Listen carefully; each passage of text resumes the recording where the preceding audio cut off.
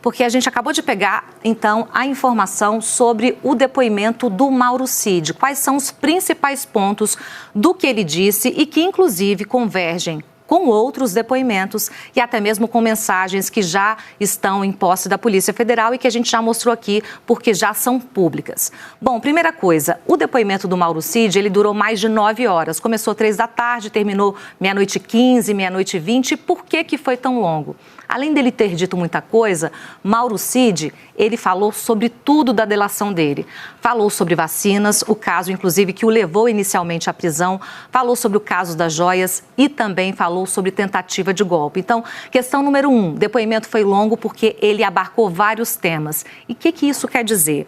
Quer dizer que o Mauro Cid, em uma frente, robusteceu a própria delação, porque internamente ali na Polícia Federal havia uma impressão de que ele não tinha contado tudo ou não tinha apresentado tudo, ou precisava deixar pontos importantes mais esclarecidos. E, por outro lado, ele também corroborou com outros depoimentos. Quais depoimentos? Do Freire Gomes, ex-comandante do Exército, e também do Batista Júnior, ex-comandante da Aeronáutica. Então, para a gente traduzir inicialmente esse depoimento do Mauro Cid, a gente olha para essas duas frentes. Robusteceu a própria delação e também confirmou outros depoimentos.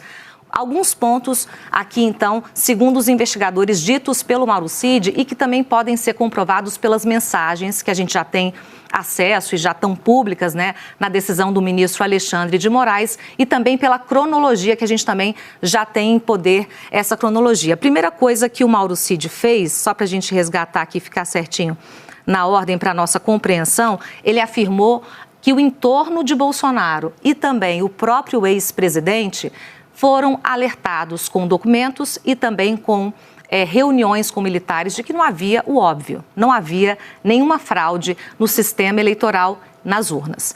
Porém, apesar disso, o Mauro Cid diz que essa intentona golpista continuava. Tanto Bolsonaro quanto seus ex-assessores e militares do seu entorno mais próximo continuavam a se reunir, como, por exemplo, aquela reunião do 5 de julho de 2022, e continuavam a narrativa para desacreditar o sistema eleitoral. E por que faziam isso, mesmo cientes de que aquilo não era compatível com a realidade? Porque desacreditar a eleição seria a única forma de embasar uma tese golpista. Não havia outra forma de tentar fazer isso. Outra questão importante aqui que eu quero mostrar para vocês é que quem acompanhou o depoimento do Mauro Cid diz que eles mesmo alertados cronologicamente repetiam essa versão e que as mensagens públicas do celular do Mauro Cid com as datas mostram exatamente essa cronologia. Então, lá no inquérito e também no depoimento vai ser possível ver a cronologia do que o Mauro Cid contou na delação, nesse depoimento de ontem que terminou hoje, com as mensagens que já existiam em poder da Polícia Federal, com a cronologia das reuniões e dos alertas que Bolsonaro e seu entorno receberam. Outro ponto importante, já vou terminar aqui porque são vários pontos, a gente vai conversar bastante sobre isso aqui no Conexão, é uma apuração muito esperada.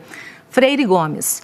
Mauro Cid, segundo investigadores, disse que Freire Gomes, de fato, na avaliação dele, era contra o golpe. Ou seja, além dessa versão de Mauro Cid, que é nova, do ex-comandante do Exército, ser contra o golpe, ela também reforça algo que existia naquelas mensagens, em que Freire Gomes era xingado, insultado, depreciado, justamente porque os interlocutores de Bolsonaro entendiam que ele era contra o golpe, não estava se colocando para que o Exército fizesse essa intentona golpista.